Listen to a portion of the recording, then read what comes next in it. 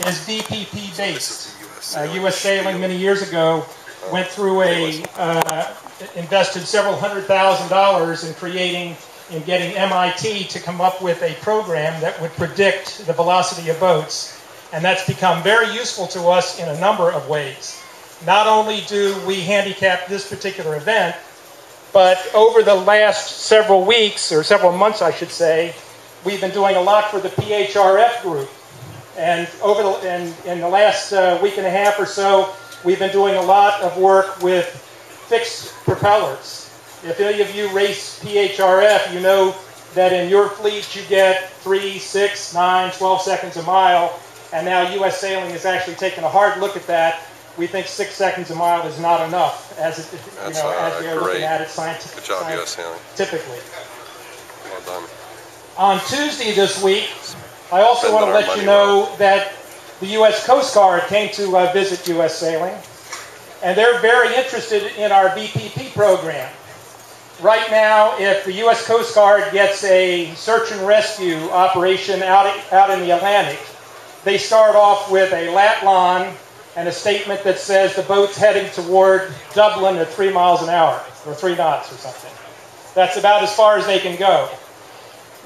They have come to US Sailing because what they would like to do is when they have to push the button, they want to know what kind of boat it is, what sails, what direction it could be heading, what the weather condition is, and they're very excited about taking the VPP program that is used in your ORR handicapping, and we could give them a anticipated speed and velocity made good toward any particular target based on the boat.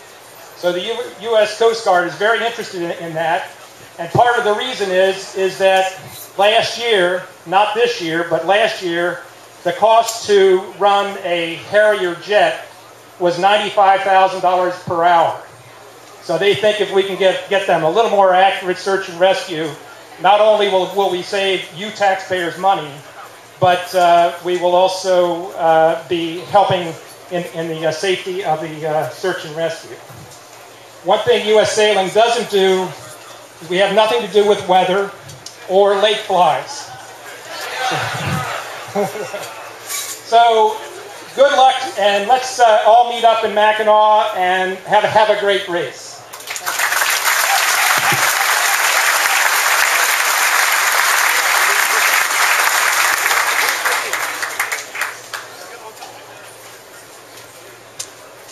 So our next guest speaker is Mr. Gary Jobson, who'll be working on a documentary with ESPN that'll air later on in the year.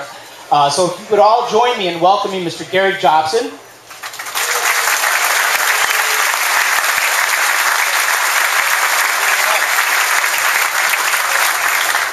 So before each production, we'd like to do a little background information. So a little poll here. My first question, who here is the best helmsman on their boat? That's it? Actually, we're working for the TNPA network this week, which is the Tom Neal Promotion Agency.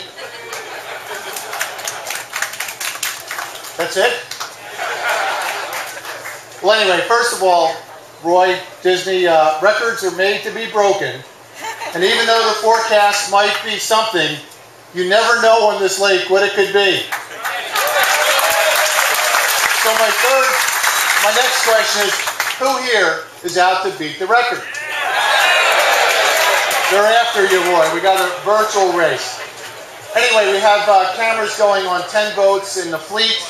The idea is to give a cross-section of what racing sailboats on long-distance races is all about. All kinds of things happen. I don't expect anything, but the footage we got, which I expect to be somewhere between 40 and 50 hours, I'll get to look at all of it. And there's 4 productions. Number 1, November 9th, Sunday afternoon, is ESPN Classic, so we look forward to that. Secondly, we'll have a premiere here in Chicago in advance of that air date. Third, we've arranged with the Yacht Club to do a DVD that every participant in the race gets it.